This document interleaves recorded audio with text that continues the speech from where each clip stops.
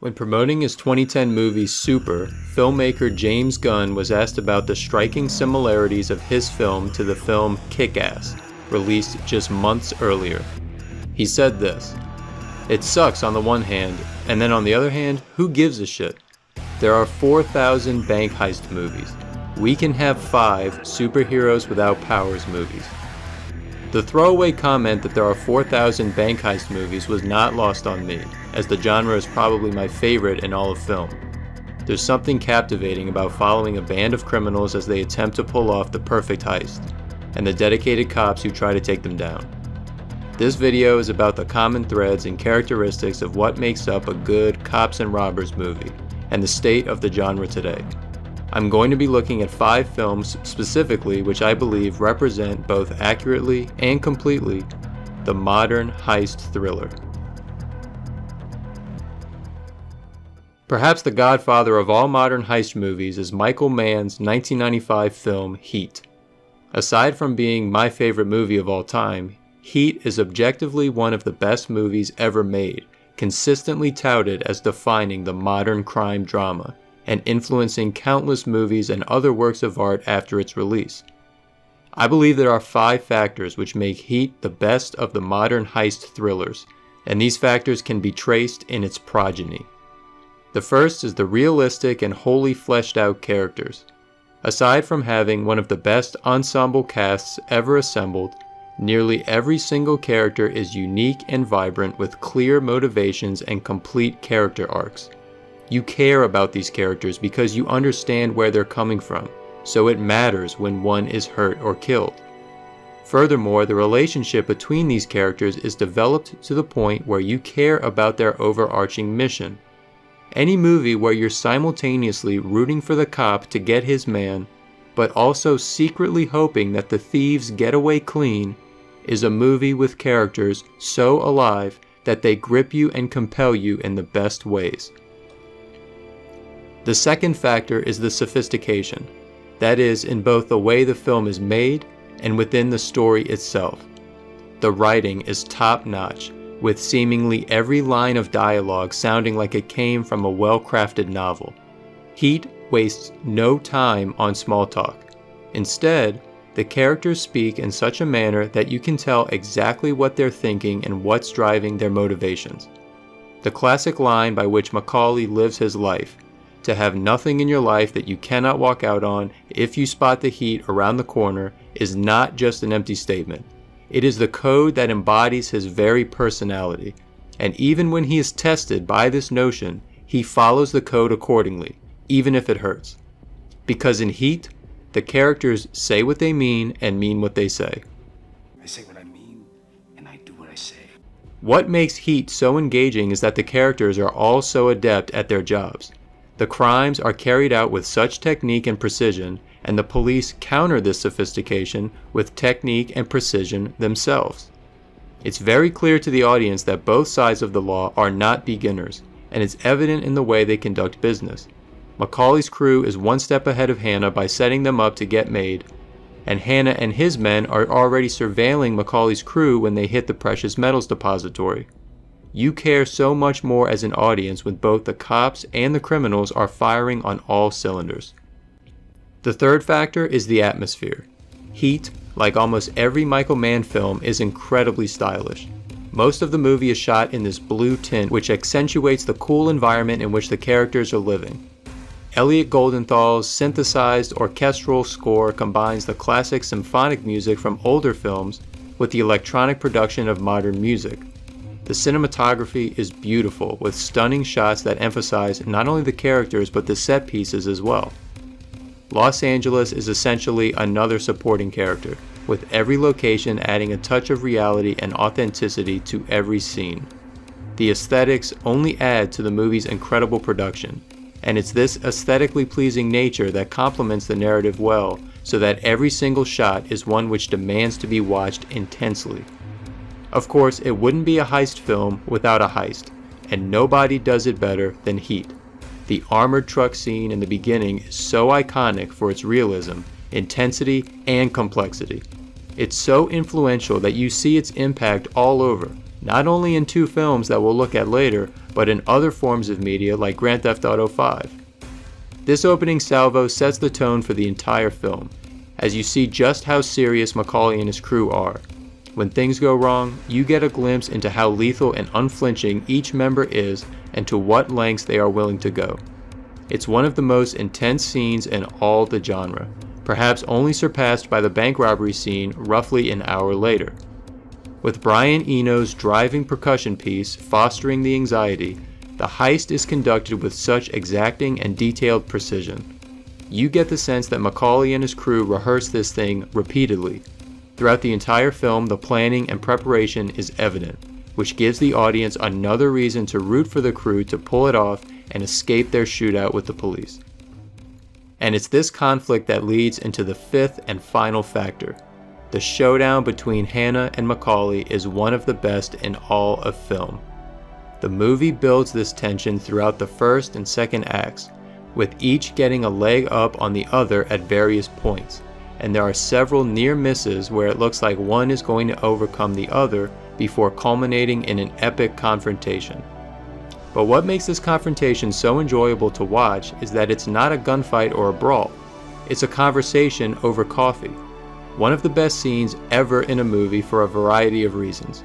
Of course, the acting and the writing play a large part, but within the context of the film, it's the perfect way for these 2 titans to square off. They express their mutual respect and even admiration for one another before reiterating that neither will hesitate to bury the other should it come down to it. This 2.5-hour showdown between these 2 drives the entire film forward, and each character is so compelling and likable that you can't help hoping they both find a way to succeed. But of course, only one can come out on top, and even after Hannah shoots him down, he embraces with Macaulay one last time as if to say, "Good game." The 2 share one final moment of respect before Hannah looks out into the night, ready to take on the next Macaulay. It's this off-center relationship between the 2 that makes Heat so memorable. There are other elements still that makes the movie so good, but with these 5 pervading each scene, Heat is the paramount modern heist thriller whose gripping characters, sophisticated execution, stylish sequences, technical mastery, and central conflict continues to inspire other films of the genre to this day.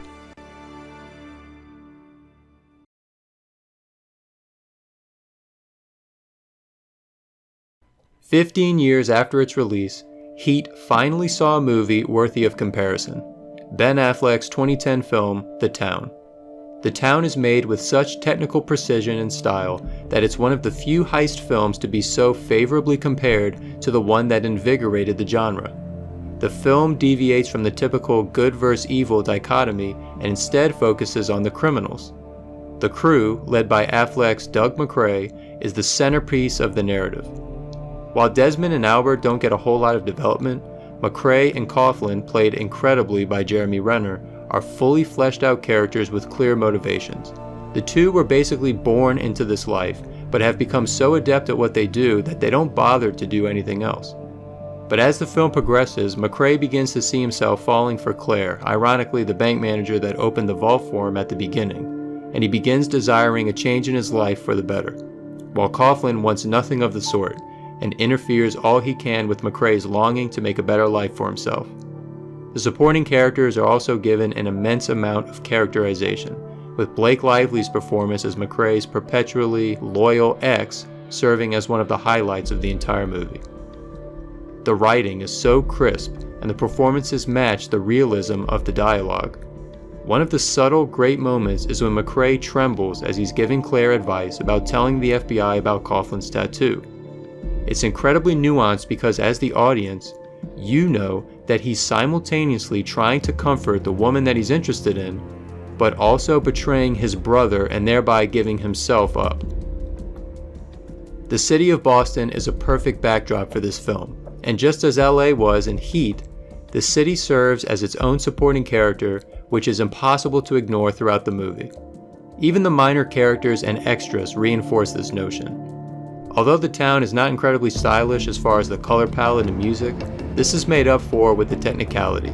The The heist scenes are incredibly well executed, with speed and intensity. The armored truck robbery and ensuing chase is one of the highlights of the film.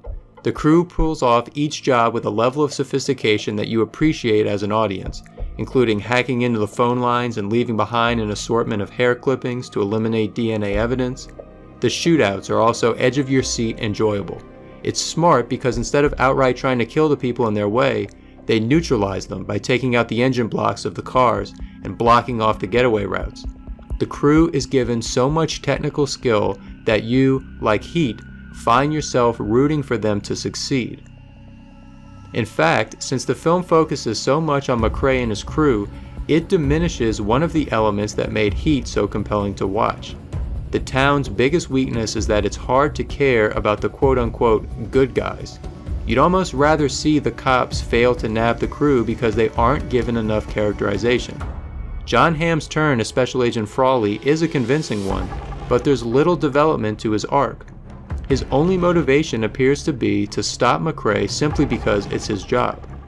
He does take things personally in the second act, but it's difficult to care about his actions because the movie treats him merely as an obstacle that McCrae and his crew must overcome.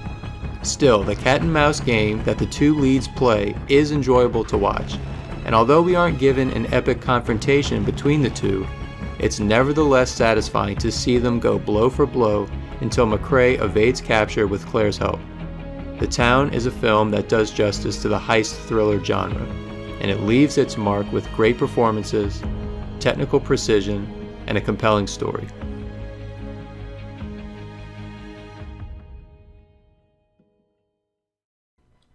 Fast forward 6 years later, and we get another fascinating entry into the modern heist genre. John Hillcoat's 2016 film, 999. 999 is interesting because it takes a different approach to the traditional cops vs. robbers dynamic. Some of the cops are the robbers, so right from the beginning you get the sense that the line between good and bad is extremely blurred and in no way defined. I love this element because it expanded on this very notion which was explored in Heat. The opening bank robbery scene is extremely well executed and the intensity is cranked up. The best aspect to me is that the crew speaks Spanish throughout the entirety of the heist for the sole purpose of throwing off the cops and giving the impression that the robbery was committed by MS-13 gangbangers, which separately play a huge part in the story. The way they attempt to divert the cops' attention is a level of sophistication not always seen in these types of films.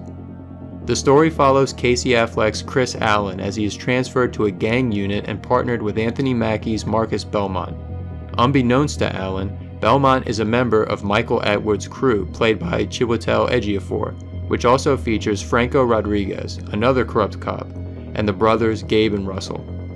Atwood's crew is in deep with a Russian mobster played by Kate Winslet, who refuses to free them of their commitment and forces them to continue executing heists to get her husband out of prison. In order to pull off the final heist, the crew must pull a 999, police code for an officer down, in which Chris is the officer who will be killed to facilitate the heist. There isn't a traditional good guy versus bad guy conflict in this film as opposed to the aforementioned movies, but rather, every character, with the exception of Chris, walks that fine line between objectively good and objectively bad. Instead of money, the crew is motivated by survival, as the mob will have them killed should they fail. This creates one of the more intriguing plot devices in the heist thriller genre.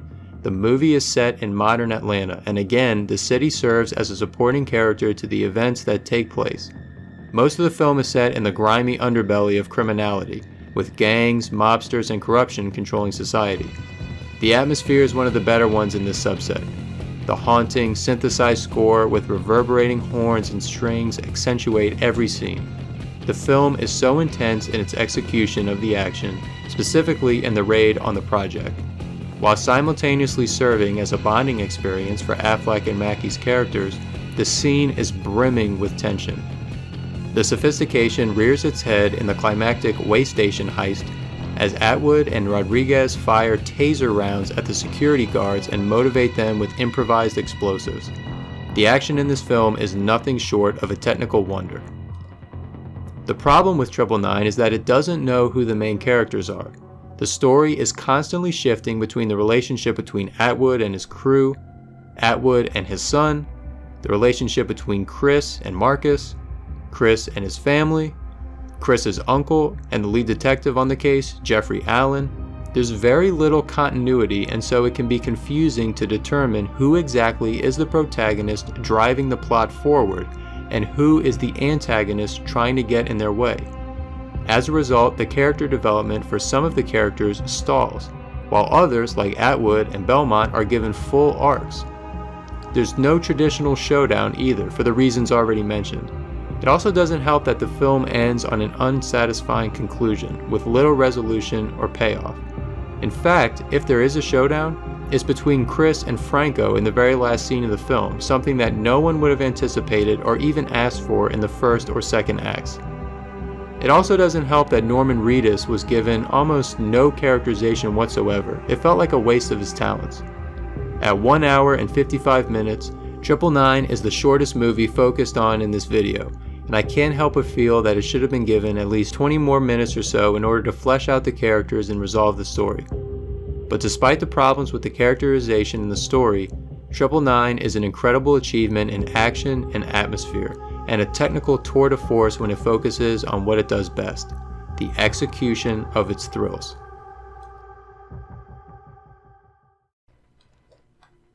There's no single heist film I've seen that wears its influences to Heat on its sleeves more than 2018's Den of Thieves.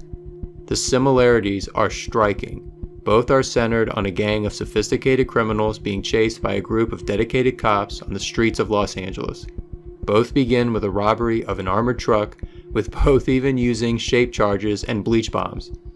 Both focus on the relationship between the characters and the dichotomy of the devoted cop as he tracks down the career thief as he plans one final heist that will change his life forever. And both culminate in an epic shootout on the city streets and one final confrontation. Still, Den of Thieves manages to bring some new ideas to the genre and changes things for the better.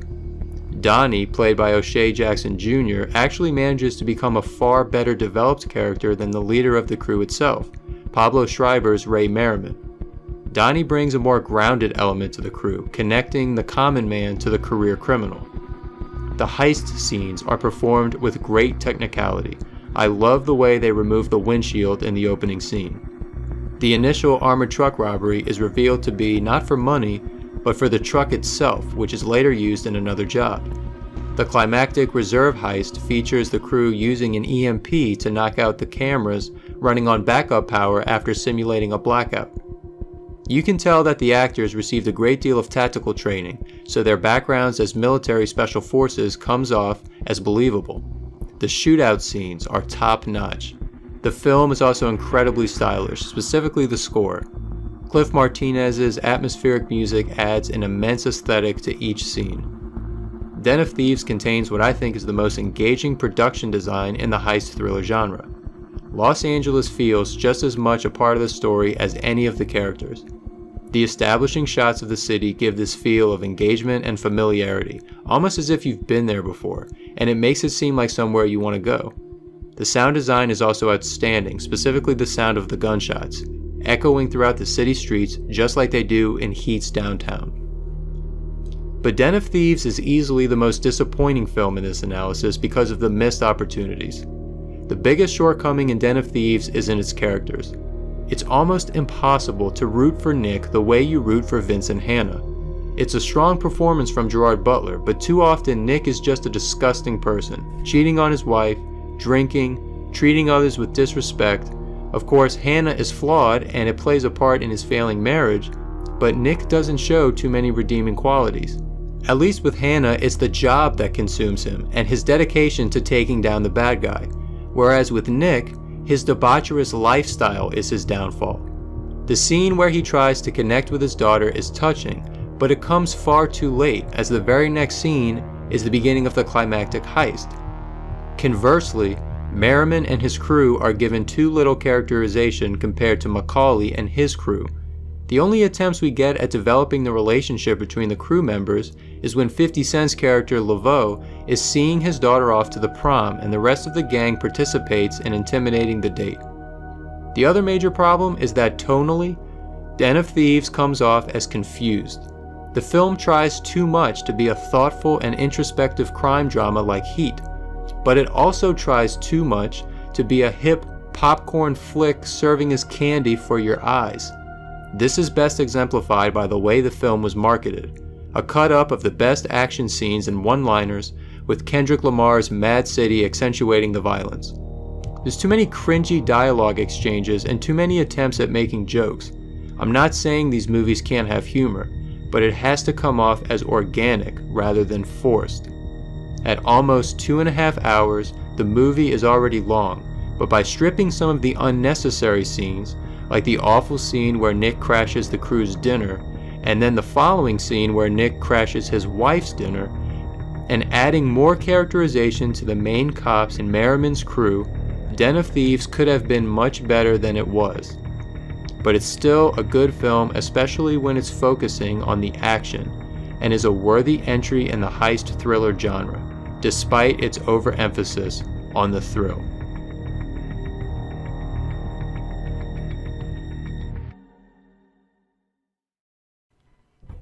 Perhaps no heist film since Heat is more well-made than Widows. Almost every aspect of this movie is of the highest quality. It features numerous outstanding performances, and it's incredibly well directed by Steve McQueen. The cinematography is amazing, with the perfect amount of light and color filling each shot. The story is about 3 widows whose husbands were thieves killed in a robbery gone wrong. The husband stole from a crime boss and aspiring politician, who gives Veronica, played by Viola Davis, 1 month to pay him the $2 million that was stolen. After getting the plans to her late husband's next job, Veronica recruits 2 of the other widows to execute the job to come up with the money. The story at its core is compelling, with an underlying theme of independence, as the widows are motivated by the notion that no one thinks they have the courage or the ability to pull off the job. Widows takes a differing approach to the genre because there are no cops looking to take the women down. Instead, the widows face resistance from internal forces like doubt and despair. It's interesting and something that makes Widows unique compared to the traditional heist movie. This means there's no showdown in the conventional sense, but here it works perfectly fine nonetheless. Each of the widows' conflict within is much more of a compelling antagonist than any cop could be. The story is probably the most complex and intricate of those featured in this analysis. Aside from the heist itself, there's political drama, corruption, love, parenthood, and other themes still in addition to the internal struggle the widows are having. The film itself is rife with style, as McQueen uses mirrors to highlight the duality of the characters. There's more to them than just their external facade. There's also someone within waiting to break out.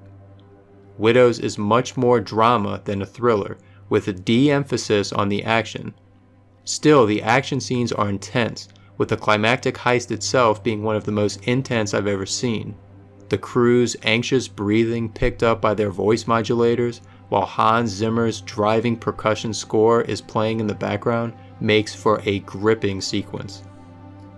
But it's here I encounter the biggest flaw of the film.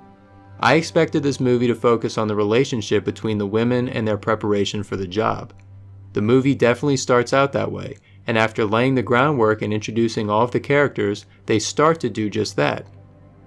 But around the 1.5 hour mark, the narrative takes a sharp turn and diverts from the heist and focuses on the lives of the widows. We get a glimpse into Alice's life as an escort. We examine Veronica's failed marriage to Harry and the tragic death of their son. We see Linda striking out with the blueprint and then getting hit on by some creep, while also getting to see the relationship between her and Belle, who in turn becomes the 4th member of the crew. The film doesn't spend nearly enough time on the planning and preparation for the heist, while developing the relationship between them in the process. There is some of that, but in the second act it feels entirely rushed. Furthermore, Belle's recruitment as the driver/lookout comes out of nowhere. Breeden has a much better recruitment in Heat, and gets much more development in just a couple of scenes than Belle does in the whole movie, which is a shame because the film hints at some interesting characteristics like her life in the projects which molded her into this tough badass. the chemistry between the crew members just doesn't measure up to other films. Widows was based on an English TV series from the 80s, and it definitely shows. Even at over 2 hours, there's just not enough time to hash out everything that needs to be attended to. It could have benefited from another 20 minutes or so to develop these characters and focus more on the heist. Nevertheless, Widows is an impressive entry in the heist thriller genre, adding some innovative elements and rewriting the formula for how a typical heist thriller is made. All of these movies have several aspects in common, but each one has its own interpretation of what a heist film should be about. I find it fascinating that despite sharing a common theme, the different stylistic techniques and motivations for the characters make each film wholly unique. It's for this reason heist films are the most entertaining in the broader crime film category, and I look forward to every time a new entry is released. Here's to hoping the new decade will bring films that add even more innovation to the genre, while continuing to build upon the long line of films that came before.